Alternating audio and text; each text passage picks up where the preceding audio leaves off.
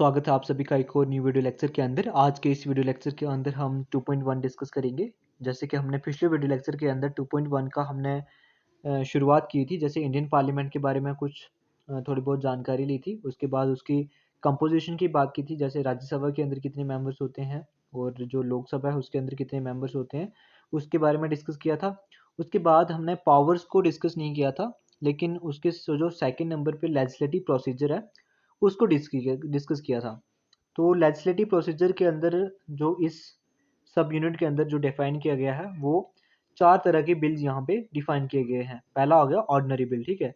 तो ordinary bill हमने discuss कर लिया था, लेकिन उसके बाद जो हमारा मनी बिल रहता है, जब फाइनेंशियल बिल रहता है, उनको हमें आज के इस वीडियो लेक्चर के अंदर डिस्कस करना है। अगर टाइम रहता है तो उसके बाद हम पावर्स को भी डिस्कस कर लेंगे, जिसमें जो हमारी इंडियन पार्लियामेंट है उसकी एग्जीक्यूटिव पावर आती हैं, लेजिस्लेटिव पावर्स आती हैं, उसके बाद जुडिशियल पावर आती हैं। अलग अलग तरह की पावर जो है उनको डिस्कस कर लेंगे, ठीक है। तो बिना टाइम वेस्ट किए हम स्टार्ट करते हैं सीधा अपना जो हमारा लेजिस्लेटिव प्रोसीजर के अंदर जो हमारा जहाँ मनी बिल हो गया, जहाँ आप फाइनेंशियल बिल कह सकते हो, उनको डिस्कस करने की कोशिश करते हैं। हमारा स्टेज ऑफ जनरल डिस्कशन ये हमारा आ गया ऑर्डिनरी बिल के बारे में। जैसे फर्स्ट रीडिंग, सेकंड रीडिंग, उसके बाद कैसे कैसे ये बिल पास होता है, ये पूरा पिछले वीडियो लेक्चर के अंदर कवर कर दिया गया है। अभी जो है आज के इस वीडियो लेक्चर के अंदर हम देखेंगे जो हमारा कौन सा बिल है, मनी बिल। क्या कहता है कि जो कॉन्स्टिट्यूशन का आर्टिकल कौन सा 110 जो आर्टिकल है ना कॉन्स्टिट्यूशन का, वो किसके साथ डील करता है, मनी बिल्स के अंदर, ठीक है। तो यहाँ पे वो डिफाइन किया गया है कि कौन कौन से ऐसे बिल्स होंगे जो मनी बिल के अंदर इंक्लूड किए जाएंगे, जहाँ वो कौन से ऐसे प्रोविजंस है, जब वो ऐसी कौन सी चीज़ें हैं जो मनी बिल के साथ एसोसिएट करती हैं। तो यहाँ पे इन्होंने पहला मेंशन किया गया है इनके द्वारा कि जो इम्पोजिशन, अबॉलिशन, रिमिशन, एल्ट्रेशन या रेगुलेशन ऑफ एनी टैक्स, इसके रिलेटेड कोई भी चीज़ होगी उस बिल को मनी बिल के अंदर रखा जाएगा। मतलब अगर पार्लियामेंट के अंदर कोई ऐसा बिल लाया जाता है जिसमें वो टैक्सेस को अबॉलिशन करने की बात कह रहे हैं या कोई और टैक्स लगाने की बात कर रहे हैं, उस बिल को मनी बिल के अंदर कंसीडर किया जाएगा। अगर हम सेकंड नंबर पे बात करें तो वो कहता है कि the regulation of borrowing of money by the union government, जो यूनियन गवर्नमेंट के द्वारा पैसा उधार लिया गया ना, उसके ऊपर जो निगरानी रखना, जो उसके ऊपर जो रेगुलेशंस ला के रखना, उसको उसके रिलेटेड वो जो भी बिल जो पार्लियामेंट के अंदर लाया जाएगा उसको भी मनी बिल के अंदर कंसीडर किया जाएगा। उसके बाद जो the custody of the consolidated fund of India and the contingency fund of India, the payment of money into और the withdrawal of money from any such fund come under the category of money bill. तो मतलब ये कह रहा है कि जो consolidated fund of India होता है, ठीक है, एक तरह का यहाँ पे पैसा स्टोर करके रखा होता है जहाँ से अलग अलग फील्ड्स के अंदर पैसा भेजा जाता है, ये जहाँ पे पैसा डिपॉजिट किया जाता है। जैसे हम उनकी बात करें, हमारे जो जजेस होते हैं उनकी जो खर्चे होते हैं या उनकी जो तनख्वाह होती है वो इसी में से ली जाती है कंसोलिडेटेड फंड ऑफ इंडिया से, ठीक है। तो उसके रिलेटेड जितने भी पेमेंट होगी उसके अंदर या उसमें से कोई पैसा निकालना या उसमें कोई पैसा जमा करवाना, वो किस चीज़ के अंदर आएगा, मनी बिल के अंदर आएगा, ठीक है। उसके बाद जो हमारा फोर्थ नंबर पे आता है वो आता है the appreciation of money out of the consolidated fund of India, appropriation of money. मतलब जो वो यही वो बोल रहा है कि जो कंसोलिडेटेड फंड ऑफ इंडिया ना, उसके अंदर जितनी भी मनी है उसके रिलेटेड जितनी भी बातें होंगी वो सारी मनी बिल के अंदर आएंगी। इतना सब आपको मेंशन करने के बाद, जैसे चार आपने ये मेंशन कर दिए पॉइंट, आपका इतना हो जाएगा, ठीक है। उसके बाद यहाँ पे लिख देना कि if any question about arise whether money bill और नॉट, ठीक है। अगर कोई ऐसा क्वेश्चन अराइज होता है कि ये मनी बिल है या नहीं है, तो ये जो डिसीजन होगा ना, फाइनल डिसीजन कि ये मनी बिल है या नहीं, वो किसका होगा, लोकसभा के स्पीकर का होगा कि ये मनी बिल के अंदर कैटेगरी के अंदर रखा जाएगा या नहीं रखा जाएगा। तो ये किसका काम है, जो स्पीकर होगा ना लोकसभा का, उसका काम है, ठीक है। And his decision in this regard cannot be question any in any court और law, either house of parliament और इवन प्रेसिडेंट। अगर उसका यहाँ पे डिसीजन आ जाता है और उस डिसीजन को आप किसी भी कोर्ट के अंदर क्वेश्चन नहीं कर सकते हो, किसी भी कोर्ट के अंदर आप केस फाइल नहीं कर सकते हो कि इन्होंने ऐसा बोला, ये फाइनेंशियल बिल के अंदर आना चाहिए था, मनी बिल के अंदर ला दिया गया है, आप ये नहीं कर सकते। और ना ही आप किसी और जो हाउस है पार्लियामेंट का, वहाँ पे कंप्लेन करवा सकते हैं, नहीं करवा सकते हैं। और ना ही आप प्रेसिडेंट के पास इसकी कंप्लेन या इसका जो क्वेश्चनिंग है वो कर सकते हैं, ठीक है। तो यहाँ पे बोला कि the constitution lays down a special procedure for the passing of money bill in the parliament. जो हमारा कॉन्स्टिट्यूशन है उसके अंदर हमारे लिए स्पेशल प्रोविजन या स्पेशल प्रोसीजर दिया गया है किस तरह से मनी बिल को पार्लियामेंट के अंदर पास करना है, तो उसको डिस्कस करते हैं। ठीक है, जो मनी बिल है वो लोकसभा के अंदर इंट्रोड्यूस किया जा सकता है, that too on the recommendation of the president. लेकिन यहाँ पे किसकी रिकमेंडेशन चाहिए? प्रेसिडेंट की रिकमेंडेशन जरूरी है अगर आपको लोकसभा के अंदर इस मनी बिल को इंट्रोड्यूस करना है। तो बोलता है कि every such bill in is a government bill and can be introduce only by a minister. अगर जितने भी बिल्स, अगर जो गवर्नमेंट बिल्स होते हैं उनको सिर्फ मिनिस्टर्स के द्वारा ही इंट्रोड्यूस किया जा सकता है, प्राइवेट मेंबर जो है वहाँ पे इंट्रोड्यूस नहीं करते। वहाँ पे बोलता है कि जहाँ पे जो after a money bill is passed by the Lok Sabha it is transmitted to the Rajya Sabha for its consideration. अगर बिल जो है जब बिल पास हो गया लोकसभा के अंदर, उसके बाद उस बिल को कंसिडरेशन के लिए राज्यसभा के अंदर भेजा जाएगा। और राज्यसभा क्या कर सकता है? उसके पास पावर कोई भी नहीं है रिगार्डिंग द मनी बिल। अगर वो उस बिल को रिजेक्ट करता है या अमेंड करता है बिल को, ये सारी पावर उसके पास नहीं है। ना ही वो उसको रिजेक्ट कर सकता है और ना ही उस मनी बिल को अमेंड कर सकता है। कौन? राज्यसभा। वो सिर्फ रिकमेंडेशन दे सकता है और क्या कर सकता है? बिल को रिटर्न कर सकता है लोकसभा को। मस्ट मतलब रिटर्न करना पड़ेगा उसको, ठीक है। 14 डेज के अंदर उस बिल को लोकसभा के अंदर वापस भेजना पड़ेगा राज्यसभा को। या तो वो अमेंडमेंट के साथ उसको भेजे या तो उसको बिना रिकमेंडेशन के साथ उसको लोकसभा को वापस भेज सकता है, ठीक है। भेजना पड़ेगा मतलब मस्ट है उसको 14 डेज के अंदर। The Lok Sabha can either accept और reject all any of the recommendation by the Rajya Sabha. जो लोकसभा है वो रिकमेंडेशन को एक्सेप्ट भी कर सकता है और नहीं भी कर सकता है, ठीक है। जो मनी बिल के ऊपर राज्यसभा के द्वारा जो रिकमेंडेशन दी गई हैं उनको वो एक्सेप्ट भी कर सकता है और रिजेक्ट भी कर सकता है। If the Lok Sabha accept any recommendation the bill is then deemed to have been passed by both houses in the modified form. अगर एक्सेप्ट कर देती है तो दोनों हाउसेज के पास बीच ये बिल पास हो जाएगा एज अ मॉडिफाइड फॉर्म के अंदर, क्योंकि पहले जो था वो एक सिंपल था ना, उसके बाद उसने उसके अंदर कुछ रिकमेंडेशन दिखाई, तो अब ये मॉडिफाइड फॉर्म के अंदर दोनों हाउसेस के बीच में पास हो जाएगा। If the Lok Sabha does not accept any recommendation the bill is then deemed to have passed by the both houses in the form originally passed by the Lok Sabha without any change. अगर जो लोकसभा है जो राज्यसभा के द्वारा रिकमेंडेशन दी गई हैं बिल के ऊपर उनको एक्सेप्ट नहीं करता है, तो ये माना जाएगा कि जो बिल है वो ओरिजिनल जो बिल था वही पास हो जाएगा लोकसभा के अंदर और राज्यसभा के अंदर, दोनों के अंदर बिना किसी चेंज के, ठीक है। If the Rajya Sabha does not return the bill to the Lok Sabha within 14 days. अगर राज्यसभा ये भी तीसरी कंडीशन ये भी राइज होती है ना कि जो राज्यसभा है अगर बिल को वापस करे ही ना 14 दिन के अंदर तो क्या होगा? तो वो कहता है कि the bill is deemed to have been passed by both houses in the form originally passed by the Lok Sabha. तो भी यही होगा कि जो बिल है वो दोनों हाउसेज के बीच में से पास हो जाएगा। अगर राज्यसभा 14 दिन के अंदर बिल को वापस नहीं भेजती है लोकसभा के अंदर, तो भी जो ओरिजिनल बिल है वही पास हो जाएगा दोनों हाउसेस के। तो finally when the money bill is presented to the president he may either give his assent for the bill, withhold his assent to the bill but cannot return the bill for reconsideration for the house, ठीक है। अब क्या है? अब जो है वो bill दोनों हाउसेस से पास हो गया। अब बिल को कहाँ जाना है? प्रेसिडेंट के पास। अब बिल जो है वो प्रेसिडेंट के पास जाता है। प्रेसिडेंट के पास ये पावर है कि वो अपनी असेंट दे भी सकता है और अपनी असेंट को विद होल्ड भी कर सकता है, थाम के भी रख सकता है, रोक के भी रख सकता है। असेंट का क्या मतलब है? मतलब उसको उस पे पर साइन करने हैं, उसको एक वैलिड मान प्रूफ देना है, ठीक है। तो वो क्या कर सकता है? या तो अपनी असेंट दे भी सकता है या उसको विद होल्ड करके रख सकता है। एंड बिल वो ये नहीं कर सकता, क्या नहीं कर सकता? उसको रिकंसिडरेशन के लिए वापस नहीं भेज सकता हाउस के अंदर, ठीक है। अगर लोकसभा के द्वारा पास किया गया बिल प्रेसिडेंट के पास असेंट के लिए भेजा गया, अब प्रेसिडेंट क्या कर सकता है? उसके ऊपर या तो वो असेंट दे सकता है या तो वो असेंट को नहीं दे सकता है, लेकिन वो ये बिल्कुल भी नहीं कर सकता कि वो वापस उसको बिल को वापस लोकसभा के पास भेजे और उसको बोले कि इसको दोबारा देखो और उसके बाद भेजो। ये नहीं कर सकता प्रेसिडेंट, ठीक है। तो यहाँ पे ये लिखा गया। तो ये प्रोसीजर रहता है किसी बिल को पास होने के लिए, ठीक है।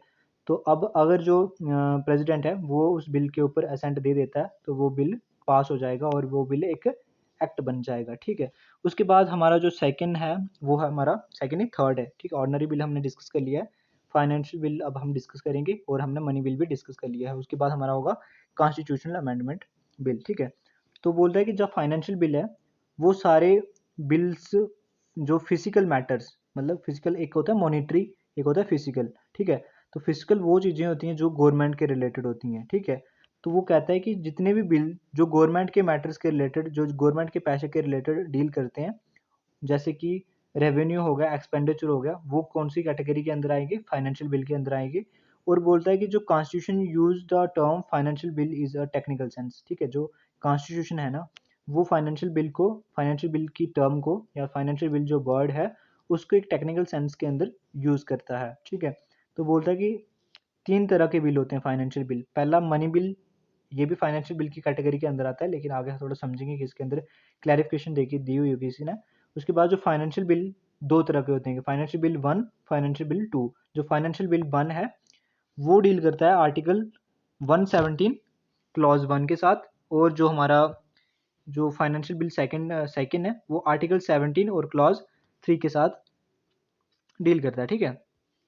उसके बाद हम यहाँ पे लिखा है कि जो क्लासिफिकेशन है ये सिंपली हमें जो मतलब जो मनी बिल की क्लासिफिकेशन है ना, वो समझ लो एक स्पीसीज ही है फाइनेंशियल बिल की, फाइनेंशियल बिल का ही एक पार्ट है या ब्रांच कह सकते हो आप। उसके बाद जितने भी बोलता है कि जितने भी मनी बिल्स होते हैं वो सारे फाइनेंशियल बिल हो सकते हैं, लेकिन जितने भी फाइनेंशियल बिल हैं वो कभी मनी बिल्स नहीं हो सकते। तो समझ रहे हो कि जो जितने भी मनी बिल्स हैं, मनी बिल्स जितने भी होंगे वो सारे फाइनेंशियल बिल की कैटेगरी में आप पुट कर सकते हो, लेकिन जितने भी फाइनेंशियल बिल्स हैं उनको आप मनी बिल की कैटेगरी में नहीं रख सकते, ठीक है। तो वो कहता है कि only those financial bills are money bill which contain exclusively those matter which are mention under article 110 of the constitution, ठीक है। कहता है कि वो सारे फाइनेंशियल बिल मनी बिल्स हो सकते हैं, only those financial bill are money bills, वो ही फाइनेंशियल बिल मनी बिल हो सकते हैं जो कि उन सारे मैटर्स के साथ डील कर रहे होंगे जो कि एक्सक्लूसिवली मेंशन किए गए हैं आर्टिकल 110 जो है। उसके बाद बोलता है कि there are also certified by the speaker of Lok Sabha as a money bill, the financial bill 1 और 2 on the other hand have been dealt with the article 717 of the constitution. तो इसके ऊपर भी यहाँ पे हमें स्पीकर का रोल देखने को मिलता है कि वो क्लासीफाई करेगा कि जो ये जो मनी बिल है ये मनी बिल की कैटेगरी के अंदर है या नहीं है। ये जो फाइनेंशियल बिल है इसको किस कैटेगरी के अंदर रखा जाएगा कि ये मनी बिल है या फाइनेंशियल बिल है। तो ये किसका डिसीजन होगा, स्पीकर का डिसीजन होगा, ठीक है। Procedure for constitutional amendment, legislative procedure है पार्लियामेंट के अंदर, वो किस तरह से पास होता है। The procedure for the amendment of the constitution laid on the article 368 is as follow. जो आर्टिकल 368 है वो ये पावर देता है पार्लियामेंट को कि आप कॉन्स्टिट्यूशन को अमेंड कर सकते हो, ठीक है। यहाँ पे लिखा है कि an amendment of the constitution can be initiated by the introduction of A bill for the purpose in either the house of parliament and not in the state legislature, ठीक है।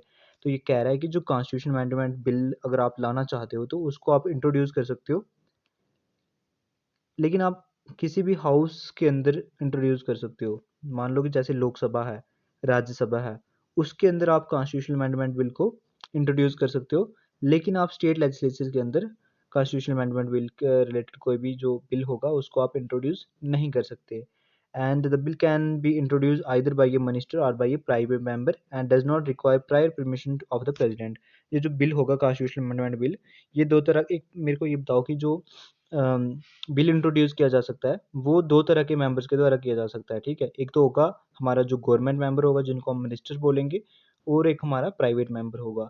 लेकिन यहाँ पे ये बोल रहा है कि जो कॉन्स्टिट्यूशनल अमेंडमेंट बिल होगा उसको जो मिनिस्टर भी कर सकता है इंट्रोड्यूस और प्राइवेट मेंबर भी इंट्रोड्यूस कर सकता है पार्लियामेंट के अंदर, और हमें इस पे परमिशन नहीं चाहिए किसकी, प्रेसिडेंट की। उसके बाद थर्ड बोलता है कि the bill must be passed in each house by A special majority. जो कॉन्स्टिट्यूशनल अमेंडमेंट बिल होगा वो स्पेशल मेजोरिटी के साथ दोनों हाउसेस के बीच में से पास होना चाहिए, and that is majority of total membership of the house and the majority of 2/3 of the members of the house present and voting, ठीक है। तो मतलब जितनी भी टोटल मेंबरशिप है ना उसकी मेजोरिटी चाहिए, और हमें क्या चाहिए कि जो 2/3 मेंबर्स होंगे वहाँ में पार्लियामेंट के अंदर प्रेजेंट एंड वोटिंग, मतलब वो नहीं होंगे जैसे पार्लियामेंट के अंदर हमारे हो गए 545 मेंबर्स होते हैं, ठीक है। लोकसभा की अगर हम बात करें तो वो बोल रहा है कि यहाँ पे वो प्रेजेंट होंगे और वो जो वोट करेंगे उनका हमें 2/3 चाहिए। मान लो कि 545 में से जो प्रेजेंट है कितने हैं, 550 ही हैं, ठीक है। मतलब 500 ही हैं समझ लो। उनका हमें 2/3 चाहिए, ना कि हमें 545 का चाहिए। तो ये कहने का मतलब है कि जो प्रेजेंट होंगे वही वोट करेंगे, और उनका हमें कितना चाहिए, 2/3 चाहिए। किसके लिए? जब हम कॉन्स्टिट्यूशनल अमेंडमेंट बिल को पार्लियामेंट के अंदर पास करेंगे। उसके बाद कहता है कि the each house must pass the bill separately. हर एक in case of disagreement between the two houses there is no provision for holding a joint sitting of the two houses for the purpose of deliberation and passage of bill. अगर disagreement हो जाता है bill के related, ठीक है, तो पहले क्या था कि जो हमारे पिछले बिल्स थे उनके ऊपर आप जॉइंट सीटिंग बिठा सकते थे, ताकि आप सलाह मशवरा करके बिल को फिर से वापस से भेज दो पास होने के लिए। लेकिन अगर हम कॉन्स्टिट्यूशनल अमेंडमेंट बिल की बात करें तो यहाँ पे हमें कोई भी जॉइंट सीटिंग का प्रोविजन नहीं देखने को मिलता है। उसके बाद अगर हम फिफ्थ पॉइंट की बात करें, अगर आप कोई फेडरल प्रोविजन जो है वो कॉन्स्टिट्यूशन का अमेंड करने की बात कर रहे हो, तो उस समय आपको क्या चाहिए, स्पेशल मेजोरिटी के साथ साथ आपको जितनी भी स्टेट्स हैं उनकी हाफ, जैसे मान लो 28 स्टेट्स हैं, तो उनके हाफ की हमें अनुमति चाहिए, तभी जाके जो हमारा फेडरल प्रोविजन जैसे होंगे कॉन्स्टिट्यूशन के उनको आप अमेंड कर पाओगे, ठीक है। After duly passed by the both houses of parliament and ratified by the state legislature where necessary the bill is presented to the president के लिए असेंट के लिए भेजा जाएगा। अब क्या होगा कि अगर आप दोनों हाउसेज से बिल को पास कर देते हो, लोकसभा से बिल पास हो गया और राज्यसभा से बिल पास हो गया, अब क्या होगा कि जब स्टेट लेजिस्लेचर की रेटिफिकेशन की बात आएगी आएगी तो उस समय जो हाफ हैं स्टेट्स के, हाफ स्टेट लेजिस्लेचर है, उन्होंने भी अपनी रेटिफिकेशन दे दी। अब क्या होगा, सारी फॉर्मेलिटीज़ पूरी होगी। उसके बाद क्या होगा कि जो बिल होगा वो प्रेसिडेंट के पास भेजा जाएगा उनके असेंट के लिए, उनके साइन के लिए, ठीक है। तो ये इस तरह से हमारा जो कॉन्स्टिट्यूशनल अमेंडमेंट बिल है वो पास होता है। लेकिन यहाँ पे 7 नंबर पॉइंट पे यहाँ पे लिखा है कि the president must give his assent to the bill, he can neither withhold his assent to the bill nor return the bill for reconsideration of the parliament। मतलब वो कह रहा है कि जो प्रेसिडेंट है वो क्या कर सकता है, अपनी असेंट देगा उस बिल के ऊपर, उसको देने ही पड़ेगी। अगर हम कॉन्स्टिट्यूशनल अमेंडमेंट बिल के रिलेटेड कोई भी बिल ऐसा आया है, उसके ऊपर प्रेसिडेंट को अपनी असेंट देनी ही है। वो उसको विद होल्ड करके रख ही नहीं सकता, ठीक है, और ना ही उसको वापस भेज सकता है हाउस के अंदर रिकंसिडर करने के लिए, फिर से देखने के लिए। तो यहाँ पे प्रेसिडेंट के पास कोई भी डिस्क्रिशनरी पावर हमें देखने को नहीं मिलती। उसके बाद after the president assent the bill become an act, ठीक है, एक कॉन्स्टिट्यूशनल अमेंडमेंट एक्ट बन जाएगा अगर बिल के ऊपर जो प्रेसिडेंट की असेंट मिल जाएगी, ठीक है। उसके बाद जो हमारा थर्ड डायमेंशन था इस क्वेश्चन का, जैसे इंडियन पार्लियामेंट की कंपोजिशन, पावर और लेजिस्लेटिव प्रोसीजर हमें देखना था। हमने लेजिस्लेटिव प्रोसीजर देख लिया है, जिसके अंदर 4 तरह के बिल आते हैं, फाइनेंशियल बिल, मनी बिल, उसके बाद हमारे पास कॉन्स्टिट्यूशनल अमेंडमेंट बिल, और एक तरह का जो फर्स्ट नंबर पे डिस्कस किया था ऑर्डिनरी बिल, ठीक है। अब हम डिस्कस करेंगे कि क्या क्या पावर्स रहती हैं पार्लियामेंट की और उनके क्या क्या फंक्शंस रहते हैं। अगर हम इसकी पावर्स की बात करें, तो जैसे बोल रहा है कि the Indian politico administrative system, the parliament occupies a central position and had a multi functional role. जो अगर हम जो हमारा पार्लियामेंट्री सिस्टम है ना, पॉलिटिको एडमिनिस्ट्रेटिव सिस्टम के अगर हम देखें, तो जो पार्लियामेंट है उसने एक बहुत ही एमिनेंट पोजीशन विद होल्ड करके रखी हुई है, और उसका हमें जो रोल देखने को मिलता है, एक मल्टी फंक्शनल रोल देखने को मिलता है। वो एक्सटेंसिव पावर्स को एंजॉय करता है और अलग अलग तरह के फंक्शंस को परफॉर्म करता है for the fulfilment of its constitutionality expected role, ठीक है। Its power and function can be classified under the following heads. अगर हम उसके पावर्स और फंक्शंस की बात करें तो यहाँ पे पहला आता है लेजिस्लेटिव पावर्स, जो उसके पास लेजिस्लेटिव पावर्स हैं उनको डिस्कस करेंगे। Executive powers, financial powers, constituent powers, judicial powers, electoral powers and other powers and functions. तो 7 तरह की यहाँ पे मेंशन की गई हैं powers, but you don't need to mention all these powers in case of while attempting the question in your exams। Let us discuss about the legislative powers and functions of the parliament, ठीक है। तो अब जो हम देखेंगे कि किस तरह की जो लेजिस्लेटिव पावर्स हैं वो पार्लियामेंट की रहती है। The primary function of parliament का क्या मतलब होता है कि आपको लॉ बनाना है, ठीक है, कंट्री को गवर्न करना है, और ये एक्सक्लूसिव पावर दी गई है उसको। जितने भी यूनियन लिस्ट के अंदर सब्जेक्ट्स हैं और जितने भी रेजिड्यूरी लिस्ट के अंदर पावर्स हैं, मतलब सब्जेक्ट्स हैं, उनके ऊपर उसको एक एक्सक्लूसिव पावर दी गई है पार्लियामेंट को कि आप इन सब सब्जेक्ट्स के ऊपर लॉज बना सकते हो। तो यहाँ पे लिखा है ना कि the parliament primary function is to make laws. Primary function क्या है कि मतलब जो लॉज को बनाना और कंट्री को गवर्न करना। अगर हम जो यूनियन लिस्ट या जो रेजिड्यूरी लिस्ट होती है, 3 तरह की लिस्ट होती है हमारी, यूनियन लिस्ट, स्टेट लिस्ट और कंकरेंट लिस्ट। उसमें से जो यूनियन लिस्ट होती है और जो रेजिड्यूरी लिस्ट होती है, मतलब वो सारे सब्जेक्ट जो इन 3 लिस्ट के अंदर मेंशन नहीं किए गए हैं, वो किस लिस्ट के अंदर आते हैं, रेजिड्यूरी लिस्ट के अंदर आते हैं। उसके ऊपर जो जुरिडिक्शन दिखाने की बात या उसके ऊपर जो कानून बनाने की जो पावर्स है वो पार्लियामेंट को दी गई है एक एक्सक्लूसिव तरीके से, ठीक है। And about concurrent list, the parliament has overriding power. The constitution also empower the parliament to make laws on the subject enumerated in the state list under the following 5 abnormal circumstances। वो कह रहा है कि अगर हम constitution के अंदर जो कॉन्करेंट लिस्ट मेंशन की गई है उसके ऊपर भी पार्लियामेंट को जो है वो ओवर राइडिंग पावर दी गई है। आप कहते हो ना कि जैसे कोई भी डिस्प्यूट हो जाता है तो उसके रिलेटेड जो डिसीजन होगा स्टेट गवर्नमेंट का और सेंट्रल गवर्नमेंट का, तो उस समय जो वैलिडिटी हमें देखने को मिलती है वो सेंट्रल गवर्नमेंट के डिसीजन की देखने को मिलती है, ना कि स्टेट गवर्नमेंट की। ठीक है, तो यहाँ पे वही लिख रहा है कि जो अगर हम कॉन्करेंट लिस्ट की बात करें तो पार्लियामेंट के पास एक ओवर राइडिंग पावर है ओवर द स्टेट गवर्नमेंट। उसको जो कॉन्स्टिट्यूशन ये भी एम्पावर करता है पार्लियामेंट को कि आप स्टेट लिस्ट के ऊपर भी, स्टेट लिस्ट के अंदर जितने भी सब्जेक्ट्स हैं उनके ऊपर भी आप कानून बना सकते हो। लेकिन कुछ ऐसी एबनॉर्मल कंडीशंस होंगी, ऐसी एबनॉर्मल सर्कमस्टांसेस होंगी, जैसे अगर राज्यसभा कोई एक रेजोल्यूशन पास करता है, ठीक है, तो वो उसको अफेक्ट में लाने के लिए पार्लियामेंट क्या करेगी, जो स्टेट लिस्ट के अंदर सब्जेक्ट्स होंगे उनके ऊपर लेजिस्लेट करेगी या उनके ऊपर कोई कानून बनाने की कोशिश करेगी या बना भी सकती है। ठीक है, तो उसके पास एक पावर है। लेकिन पावर कब है? अगर जब राज्यसभा को लगता है कि पार्लियामेंट को स्टेट लिस्ट के कुछ सब्जेक्ट्स के ऊपर कानून बनाना चाहिए, तो उस समय वो पार्लियामेंट ये कर सकती है। अगर कोई नेशनल इमरजेंसी लग जाए, उस समय भी क्या होगा कि जितने भी स्टेट लिस्ट के अंदर जितने भी सब्जेक्ट्स होंगे वो पार्लियामेंट के अंदर सीधे डायरेक्ट कंट्रोल में चले जाएंगे। ठीक है, उसके बाद अगर हम बात करें when two or more state make a joint request to the parliament, अगर दो से अधिक स्टेट्स पार्लियामेंट को ये रिक्वेस्ट करते हैं कि आपको इस पर्टिकुलर सब्जेक्ट के ऊपर लेजिस्लेट करना है, तो उस समय क्या होगा कि पार्लियामेंट के पास वो 1 साल के लिए पावर चली जाएगी कि आप उस पर्टिकुलर सब्जेक्ट के ऊपर लेजिस्लेट कर सकते हो। लेकिन ये कब पॉसिबल होगा? जब दो या दो से अधिक स्टेट्स जो है वो एक रिक्वेस्ट पेश करेंगे पार्लियामेंट के पास कि आप इस पर्टिकुलर सब्जेक्ट के अंदर, स्टेट सब्जेक्ट के अंदर जितने भी मतलब स्टेट लिस्ट के अंदर जितने भी सब्जेक्ट दिए गए हैं उन पर्टिकुलर सब्जेक्ट के ऊपर आप लेजिस्लेट करो। एंड उसके बाद when necessary to give effect to the international agreement, treaties and conventions. और जो फोर्थ कंडीशन है वो ये कंडीशन है कि जब अगर पार्लियामेंट को लगता है कि जो हमने इंटरनेशनल एग्रीमेंट किया है या कोई ऐसी ट्रीटी की है या ऐसा कोई कन्वेंशन है जिसको अफेक्ट में लाने के लिए अगर स्टेट पार्लियामेंट को लगता है कि स्टेट लिस्ट के किसी सब्जेक्ट के ऊपर लेजिस्लेट करने की ज़रूरत है, तो उस समय वो लेजिस्लेट करेगी उस सब्जेक्ट के ऊपर। ठीक है, and when president rule is in operation in the state, अगर वहाँ पे प्रेसिडेंट रूल लगा है उस समय भी जितने भी स्टेट लिस्ट के अंदर जितने भी सब्जेक्ट्स होंगे उनके ऊपर पार्लियामेंट जो है वो क्या कर सकती है, लेजिस्लेट कर सकती है, कानून बना सकती है, लॉज बना सकती है। उसके बाद अगर हम एग्जीक्यूटिव पावर्स की बात करें कि जो पार्लियामेंट की एग्जीक्यूटिव पावर है वो कौन कौन सी हैं, तो the constitution of India establish a parliamentary form of government in which the executive is responsible to the parliament for its policies and acts. जो एग्जीक्यूटिव है वो रिस्पॉन्सिबल है पार्लियामेंट के लिए, मतलब जो लेजिस्लेचर है उसके लिए। ठीक है, and hence the parliament exercise control over the executive through question hour, zero question, half an hour discussion, short duration discussion.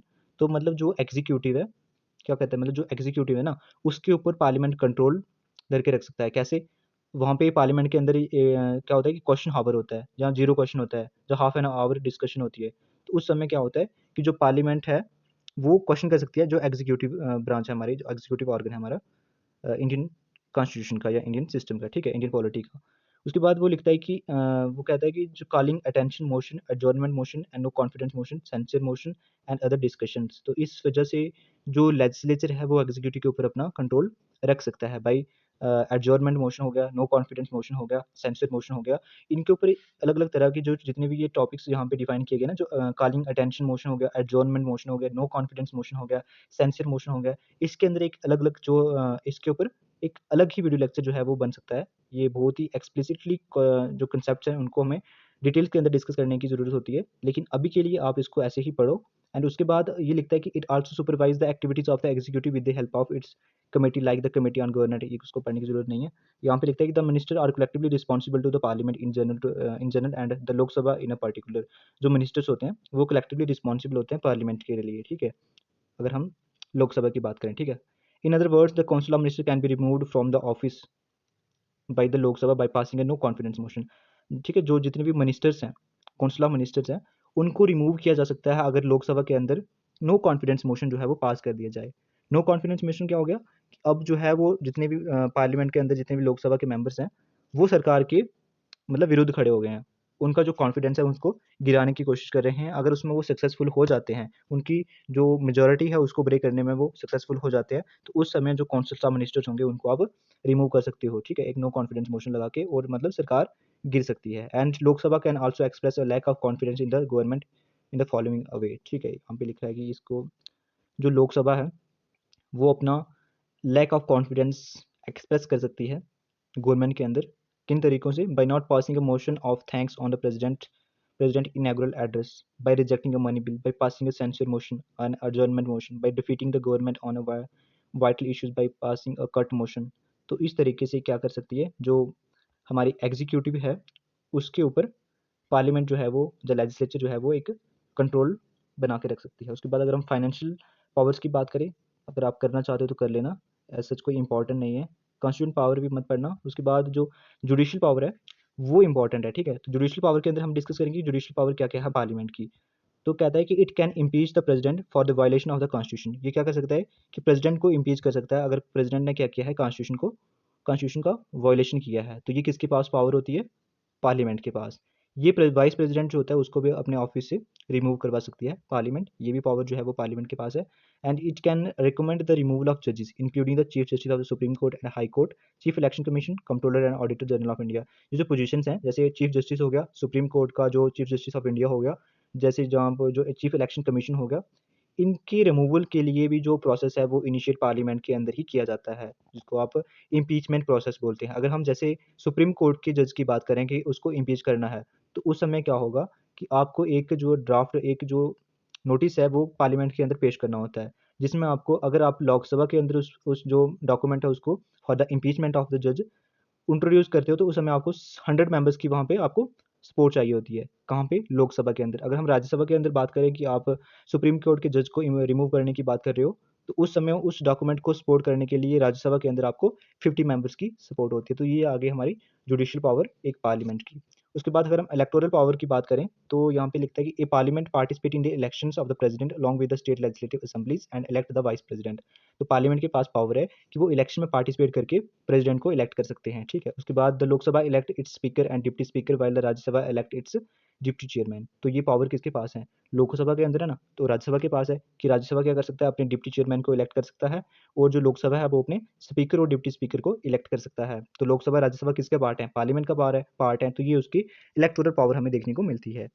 उसके बाद अदर पावर्स एंड फंक्शन को डिस्कस करें, तो वहाँ पे लिखता है कि it serve as the highest deliberative body in the country, it discuss various issues of national and international significance. ये जो पार्लियामेंट है ये एक बहुत ही हाईएस्ट बॉडी है। किसके लिए? अगर आपको डिस्कशन करनी हो या कोई सलाह मशवरा करना हो, जिसको हम डेलिब्रेटिव रोल बोलते हैं, तो वो जो है वो एक पार्लियामेंट काम करने का मतलब काम जो है वो निभाती है।